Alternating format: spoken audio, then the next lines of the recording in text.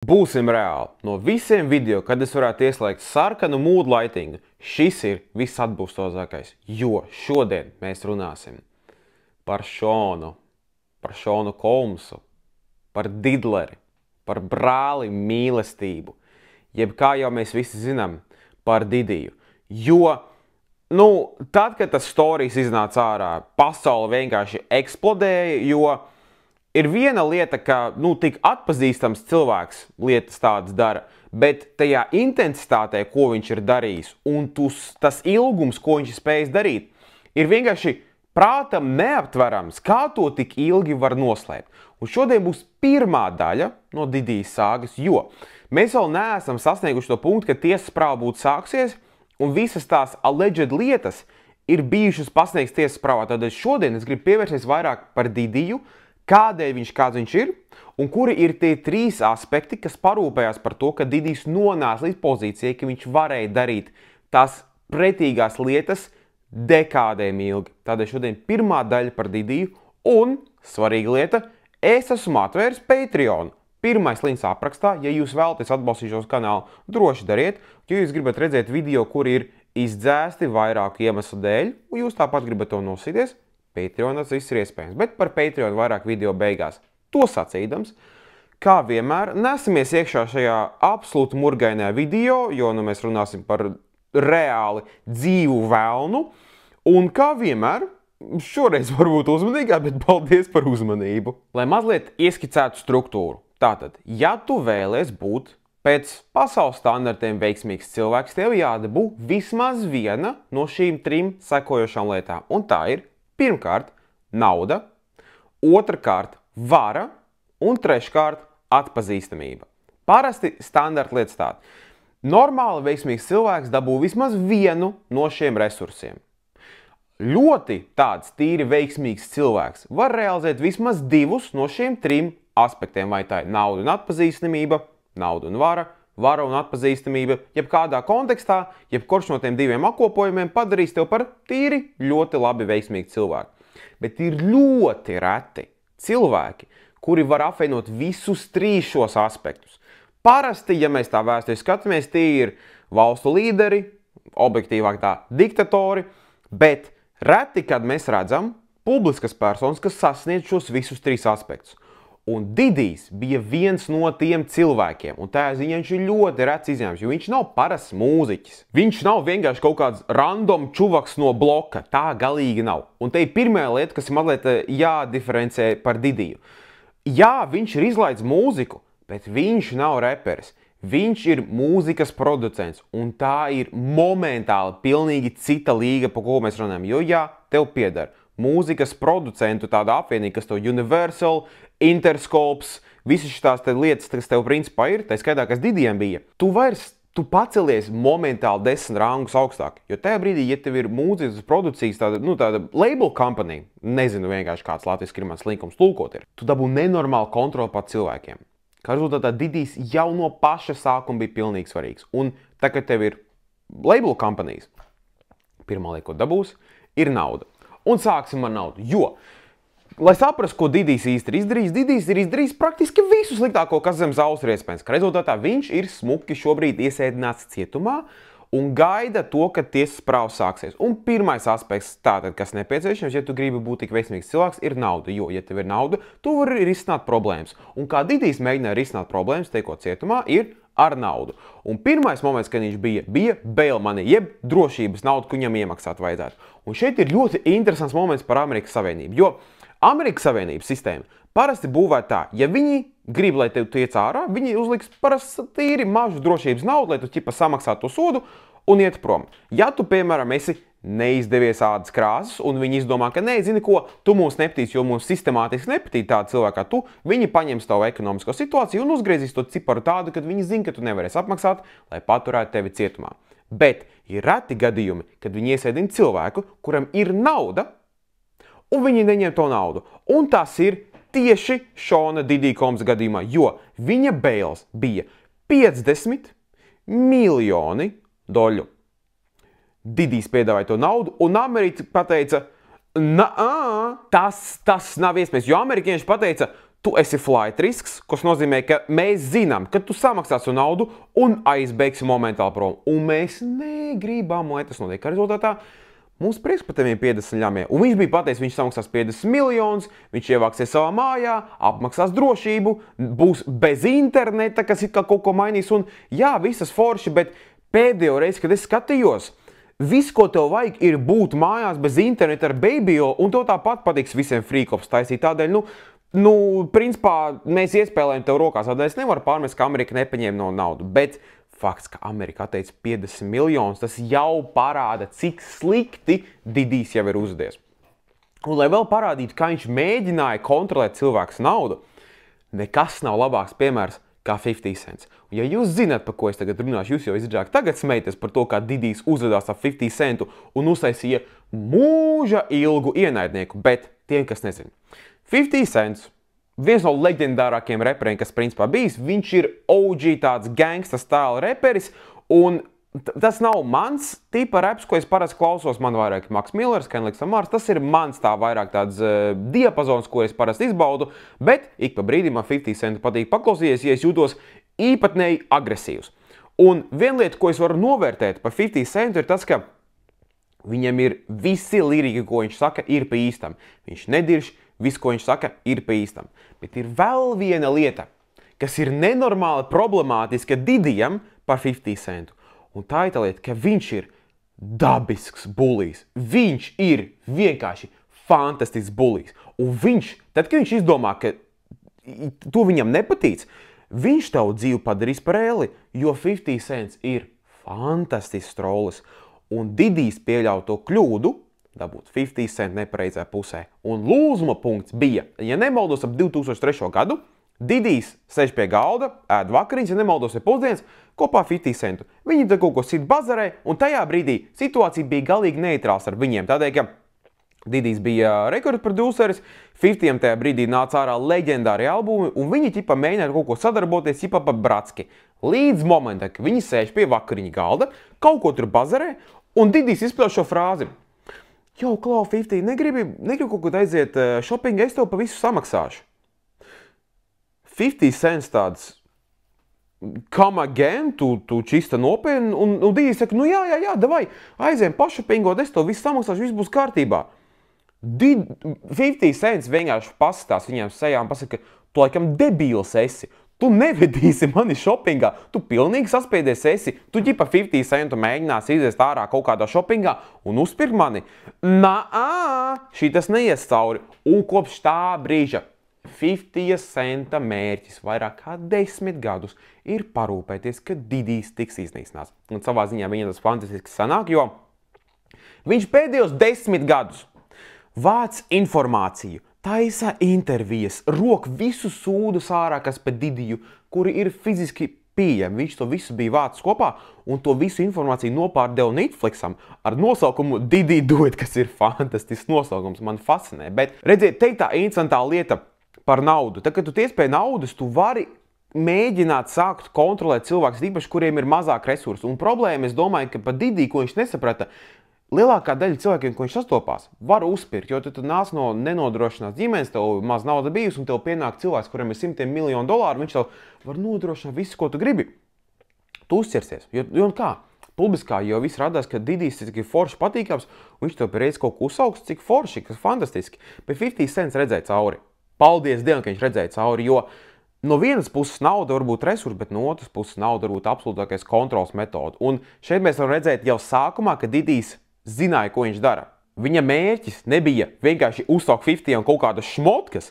Viņa mērķis bija dabūt viņu kabatā, lai viņš pēc tam viņu izmantot, kā viņš grib. Un paldies Dievam, 50 Cents neparakstījās to, viņš nekad arī to neparakstīs, jo tas ir fucking 50 Cents, viņam paiet, ko tu domā par viņu. Bet jā, tas bija tās pirmais moments, ka Didijs pieļauj pamatīgi kļūdu, jo kopš tās reizes viņš vācīs visu informāciju. Man liekas, ka viens no iemesliem, kādēļ Didijs netiks ārā nekad mūžā, ir 50 Cents. Tādēļ, Džeki, FYI, uzmanoties no troļiem, kuri ir smieklīgi, jo viņi iznīcinās jūsu karjeras. Numur 2 lieta, ko Didijs apvienoja sevī, ir atpazīstamība, jeb slavenības status celebrities. Un šīs iespēlējās tādā sfērā, ka, ja tu esi atpazīstams, tu vari taisīt ballītes. Un tas, ko daudz nezina, Didija lielākais tāds bonus viņam 90. gados, ka viņš sāka būt tādā šovu biznesā, bija fakts, ka viņš varēja nenormālākās ballītes uztaisīt. Viņam bija fantastisks ballītes. Tiešām tajā laikā viņš spēja kaut kādos 100 kvadrātos dabūt 1500 cilvēks iekšā uz ballīti. Viņš bija atpazīstams Ņujorkā to, ka viņš taisīja leģendārs ballītes. Bet, tad, kad tu dabūsi slavenības status, tu vari piesaistīt cilvēks. Bet tad, kad tev vēl ir nauda, tu vari uztaisīt fantastiskas ballītes. Kā rezultātā šobrīd mēs sāksim runāt par, kā Amerikas štati to nosauca, par Didija frīkofiem.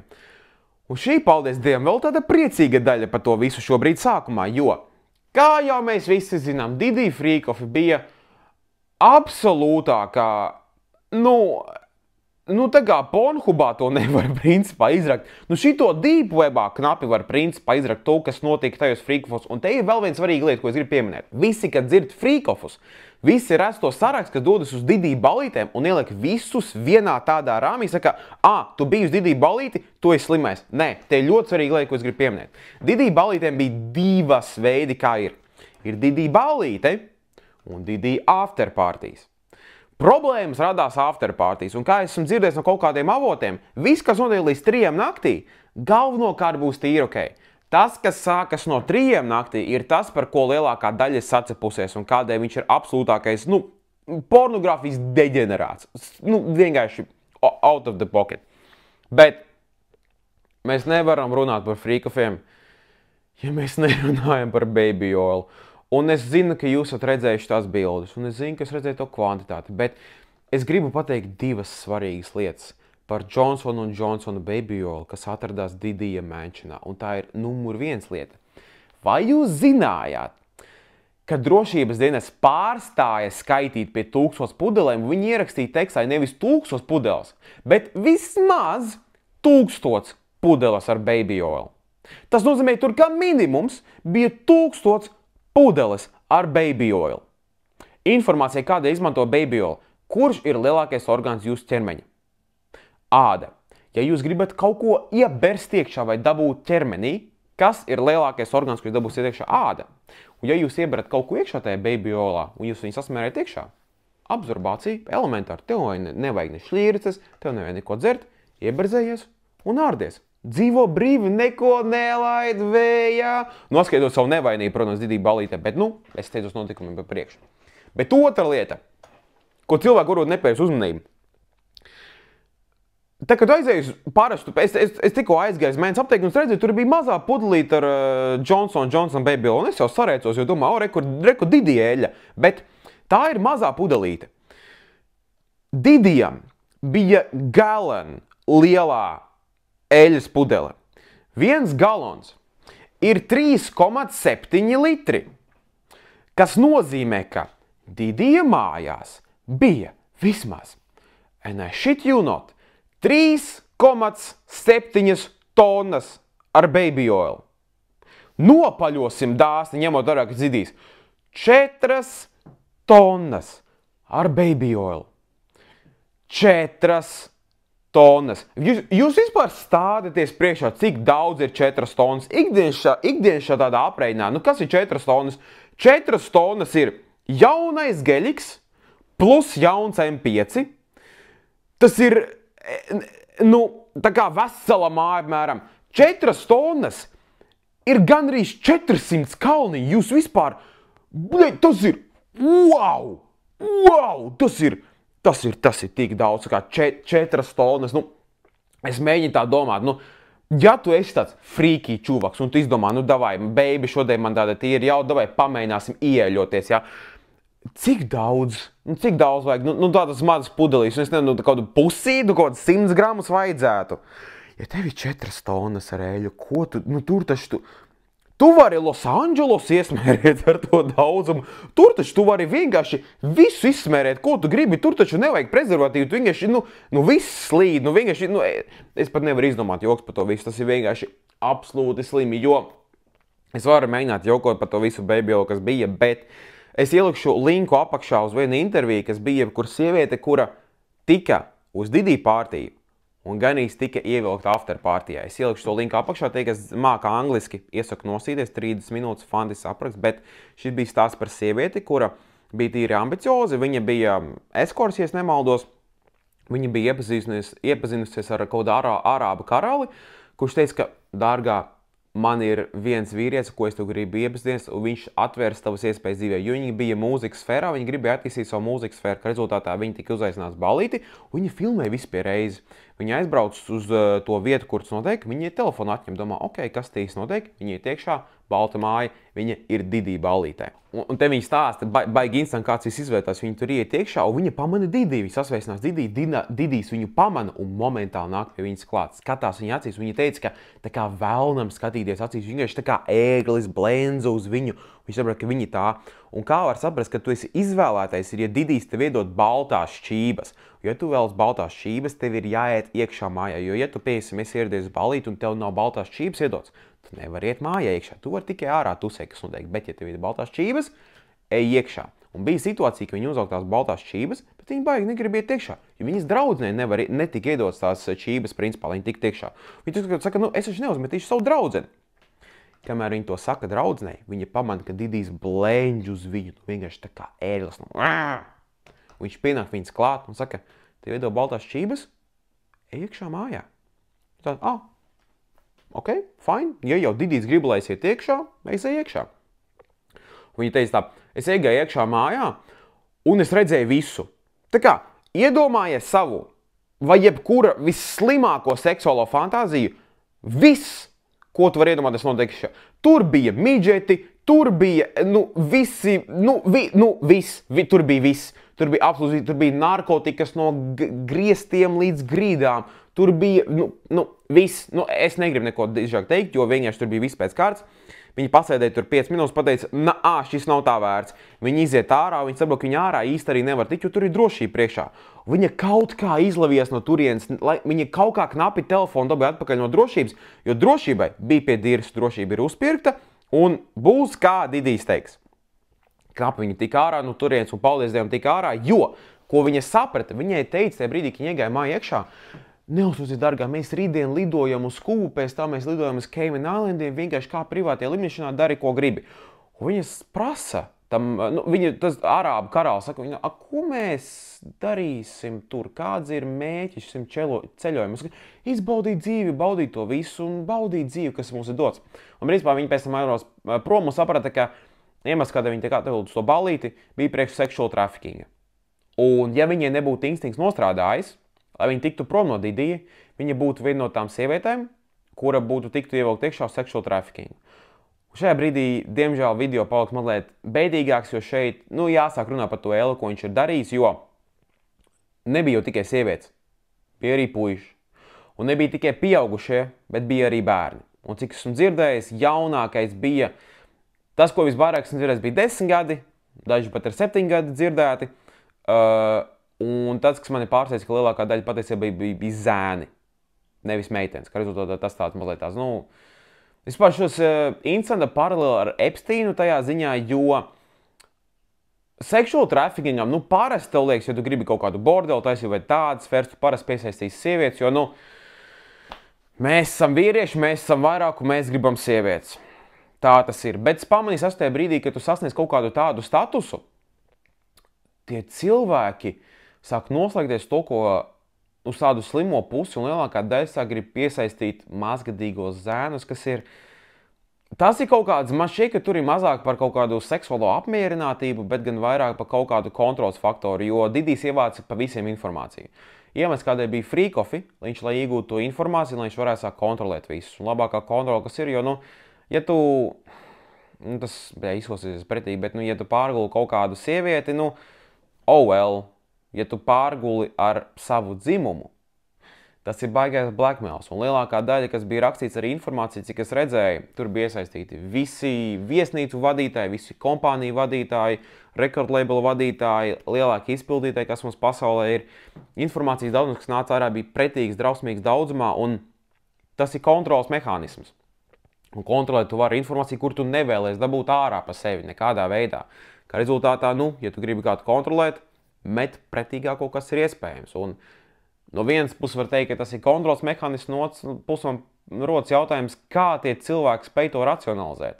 Jo es nezinu, es nezinu, kādēļ es cenšos racionalizēt un pamatot, bet es nezinu, vai tu sasniedz vienā brīdī kaut kādu narkotikas haju vai kaut kādu transu, ka tu vienkārši nesaproti, kas notiek, un tu ļaujies un tu dari vispretīgākās lietas pret cilvēkiem, nedomājot par viņu labklājību nekādā veidā. Jo tas ir tas fakts, kas notika, vienkārši tūkstošiem cilvēku dzīves tika iznīcināts.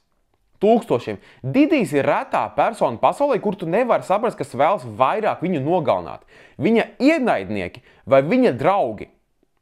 Tiešām tas ir lielākais jautājums par Didiju, kas man rodas. Jo, viņi pasargāja viņu no tā visa. Tas ir fakts. Bet vēl viens iemesls, kādēļ viņš to varēja visu darīt tik ilgi, ir tādēļ, ka no viņa baidījās.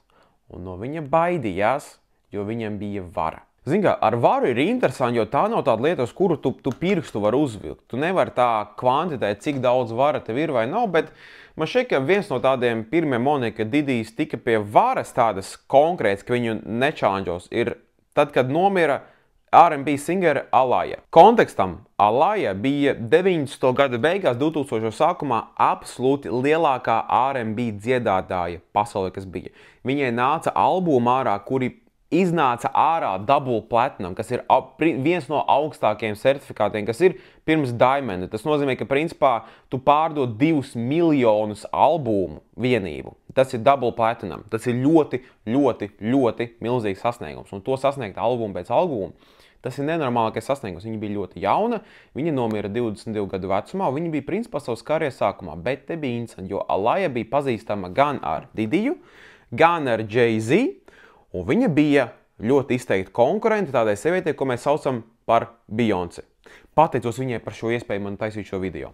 Ar Beyoncé, pateicos viņai, ka es varu šeit taisīt šo video, ir tā, ka viņa bija ļoti liela konkurenta Alaja, un viņa bija tīri labi saistīta, vēl aizvien, kā jau mēs zinām, Beyoncé, pateicos viņai par šo iespēju, bija un ir sieva Jay-Z. Jay-Z bija pazīstams ar Didiju, kā rezultātā viņiem bija tāda un vēl aizvien sava tāda trijotnes banda, kur ir ļoti, ļoti daudz paralēls vilk kopā un tīri biedrojušas konteksts ir, bet tur ir tāda viegli šizofrēniska sazvērstības teorija. Šobrīd nekas nav īsti apstiprināms, bet ja tie visi trīs kritīs nost un viņus ekspodot par absolūtākiem demoniem, es galīgi nebūtu pārsteigts. Bet 22 gadu vecumā Alaja nomira. Alaja nomira avio traģēdijā. Viņa bija aizlidojusi uz kaut kādu salu filmēt mūzikas video, iekāpa lidmašīnā, devās uz citu vietu, lai filmētu video, lidmašīna avarēja, visi 8 nomira uzreiz. Bet ja sāk paskatīties mazliet dziļāk tajā visā, kas tur notika. Lidmašīna bija pārkrauta par 800 kg. Lidmašīnas pilots, viņam uztaisīja autopsiju, viņam urīnā tika atklāts kokaīns un vēl cita veida narkotikas iekšā. Un trakākā daļa, tas pilots, kas bija iedots, nebija certificēts lidmašīnai lidot. Un, lai apmēram saprastu, ko nozīmē nav certifikāts lidot, tas apmēram kā iedot tavai omei jauno emku un pateikt viņai ielies drift modā un aiziet tikai paslidina apkārt par brīvības pieminekli. Čipa jau ir izdarāms, bet visdrīzāk būs avārija. Un tieši tas pats, kas notiek lidmašīnai, jo lidmašīnai, katrai lidmašīnai, ko lido, Airbusu, Boeingu, Cessna, ko tu gribi, katrai lidmašīnai tev vajag certifikāciju, jo katra lidmašīna ir specifiska. Un tur sāk sakrist vēl daudz vairākas lietas, ka pirms lidojuma 5 reizes mainījās avio tas čārteris, kas vedīs to lidmašīnu, mainījās piloti, viss tur bija ļoti netīri nepareizi, un kopš tā laika radās tāda spekulācija, ka visdrīzāk to Didijs ir izdarījis, jo Alaila traucēja Beyoncé. Pateicos Beyoncé par šo iespēju taisīt šo video. Kā rezultātā ļoti daudz domā, ka Alailu nogalināja Didijs, ko balsoties uz visu, kas noticis, es neesmu pārsteigts, jo, kā ir zināms, Didijs pasūtīja Tupaka nāvi. Es šobrīd galīgi neesmu pārsteigts par to teoriju, ko daudz jau gadiem saka, ka Didijs arī novāca patiesībā Bigiju, un lai jūs interesē saprast, cik tas ir ļauni, ja jūs gadījumā neko nezināt par repu, Bigijs bija lielākais izpildītājs Didijam. Viņš bija viens no lielākajiem reperiem tajā laikā pretī Tupakam. Un trakākā daļa tā no visa ir, ka gadu pēc tam, ja nemaldos, Didijs izlaid to dziesmu I'll Be Missing You, kur viņš piemin to, ka viņam žēl, ka Bigijs nomira. Pat grūti pateikt, iedomājies, kontroles dēļ nogalināt savu labāko praktiski draugu un izpildītāju, jo viņš ir konkurence. Jo man ir nojausma tāda, ka viņš drīzāk viņu novāca, tādēļ, ka viņš zināja, ka Didijs novāca Tupaku. Un man šķiet, ka pirmā slepkība, ar ko viņš reāli tika galā, bija 90. gados. Viņš bija aizgājis uz balīti, un tajā brīdī viņš tusēja ar Jenniferu Lopezu. Un bija situācija, ka viņi kaut ko tur tusēja tam līdzīgi, un pierodās kaut kāds žeks, es atvainojos, aizmirsu vārdu, bet viņš pienāk pie viņa, Didijs izvelk stroķi ārā kluba vidū, nošauja džeku, bet pie reizes arī viņam bija čomiņš, kurš arī izvilk stroķi ārā un arī sāka šaut. Bet te bija instants situācija. Pēc tam sākas tiesas prāva. Džeks nogalināts, tiesā ierodas gan Didijs, gan šis džekiņš, kas arī šāva reizē. Blakus, testifējot, jeb liecināt, ierodas Jennifer Lopez. Un viņa pasaka, Didijs to nedarīja, to izdarīja tas čomiņš. Čomiņu iesēdina uz 10 gadiem cietumā. Didijam absolūti neko neizdara. Bet ir viens svarīgs bet.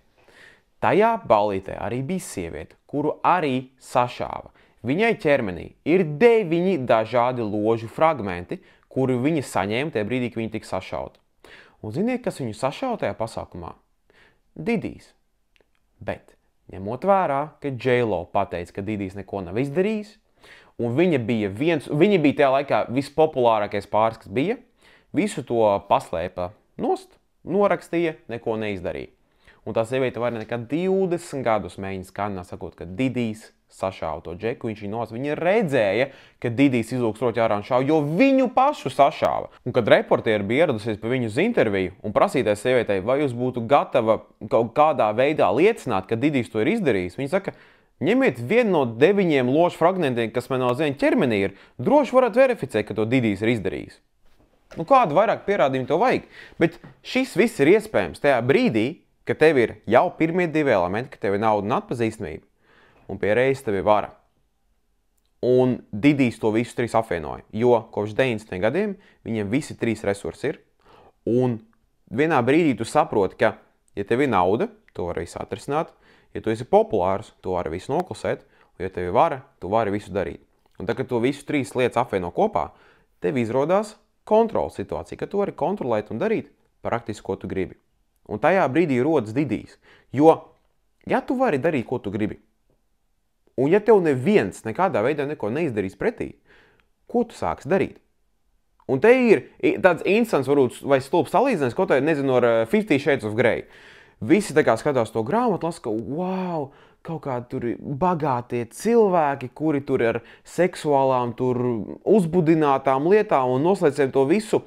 Kādēļ tā ir? Kādēļ bagātiem cilvēkiem vai tādiem ļoti tādiem bagātiem un affluent cilvēkiem viņi grib visstrakākās lietas to darīt? Viena teorija, ko es dzirdējis, ir tas, ka, kad tu esi bagāts, tu vari izdarīt visu, ko tu gribi. Tu vari dabūt visu labāko pasaulē, kas ir.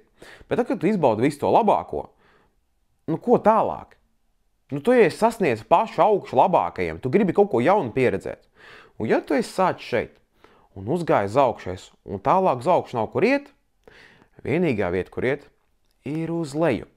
Uz pretīgo, uz neatzīstamo, uz visļaunāko, kas ir iespējams. Man šķiet, ka Didijs ir viens no tiem, jo man šķiet, ka Didijs nespētu nekad būt labs cilvēks, jo tad, kad tev ir nauda un tāda pozīcija kā Didijam, visas tavas vērtības, kas ir, tiek eksponenciāli palielināts. Piemēram, ja tu esi devīgs un labs cilvēks, ja tu tiks pie naudas, tu būsi vēl devīgāks un labāks. Ja tu esi dāsns, tu būsi vēl dāsns. Ja tu esi jauks, tu būsi vēl jaukāks.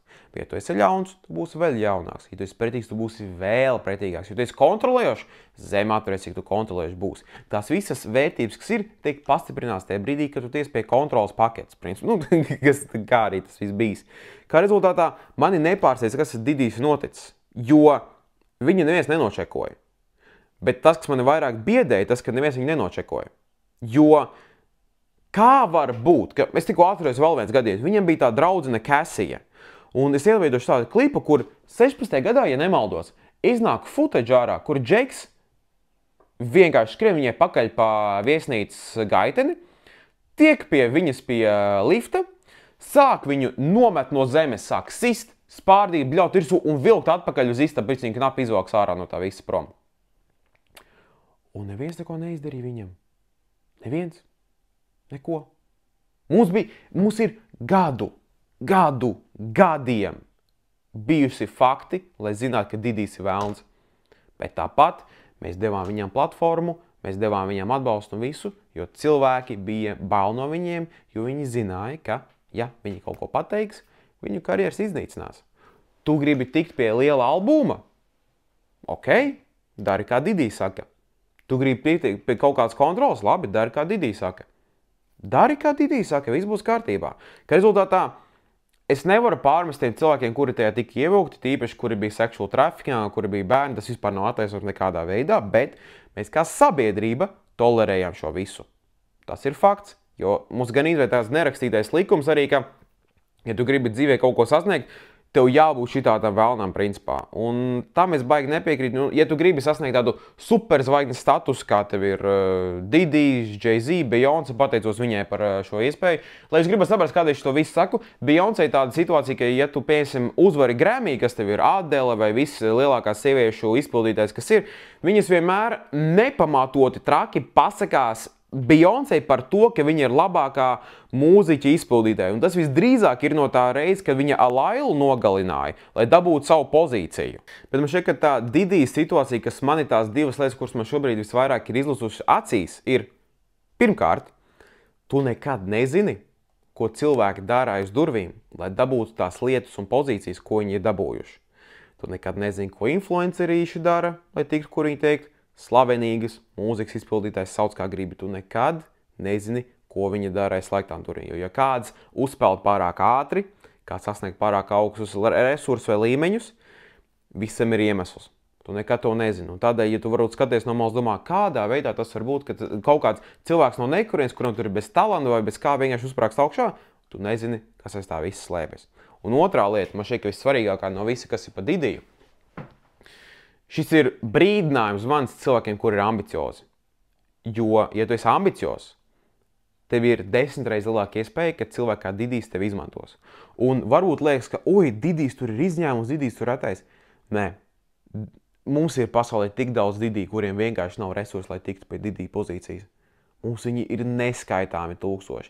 Mums ikdienā, pat Rīgā, Latvijā, mums visur ir cilvēki, kuri gatavi izmantot jebkuru, lai uzlabotu savu dzīves līmeni un uzlabotu sev kā tālāk. Tādēļ, ja tu esi ambiciozs cilvēks, kurš vēlas dzīvē kaut ko sasniegt, kurš grib vairāk kā vienkārši eksistēt un dzīvē kaut ko darīt, esi 10 reizes uzmanīgāks ar visiem cilvēkiem, kuriem tu mēģini kaut ko sadarboties vai kaut ko tālāk sasniegt. Jo cilvēki mēģinās tevi izmantot, cilvēki mēģinās tevi abjūzot vai kaut kādā veidā kontrolēt, panākt savu. Tev jābūt ļoti uzmanīgam, jāizvērtē, kāda veida kontekstu tu veido, un tev jābūt gatavam ar vienkārši šitādu citienu izslēgt cilvēks ārā no savas dzīves, jo tu esi ambiciozs, viņi sapratīs, ka tu esi un tev ir talants, tevi izmantos.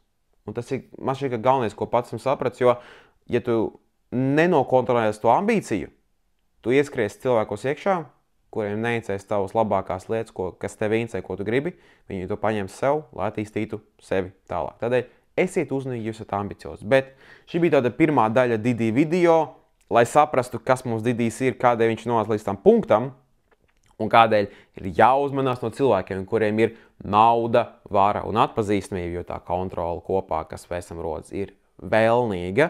Bet, lai noslēgtu šo video, es, kā jau video sākumā teicu, gribu parunāt par savu Patreon, jo jūs nevarat iedomāties, bet jā, esmu izveidojis savu Patreon. Un doma kāda bija? Pagājušajā nedēļā izlaidu video par Trumpa, kas mazliet greizi nogāja, ko cilvēki nolasīja savādāk nekā es biju vēlējies, bet es pēc tam sapratu un domāju, ok, labi, es viņu uztaisīju, es lepojos par to darbu, ko es izdarīju, un es negribu, lai tas pazūd vienkārši no nekurienes, lai, jo bija cilvēki, kas pēc tam rakstīja un teica, ka viņiem patīk tas video, domāju, labi.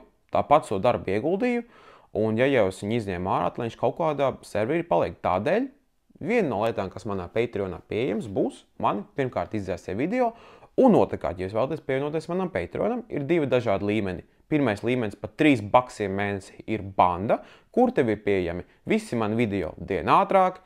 Tev būs iespēja redzēt manus dzēstos video, un tev būs arī pieeja manam Discord serverim.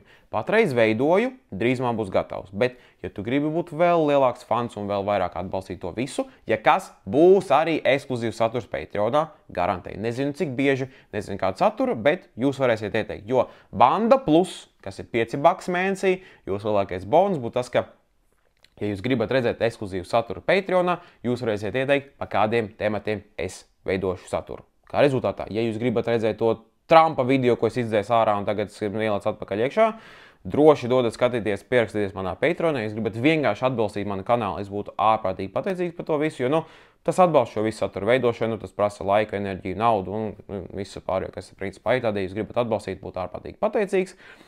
Un, ja jūs gribat redzēt ekskluzīvu saturu, nepieejamu saturu, doties Patreonu, viss būs pieejams. Tā skaitā Discord servēs, kā rezultātā jums interesē, droši doties, būšu ārprātīgi pateicīgs, bet to sacīdams, ja tikāt līdz video beigām.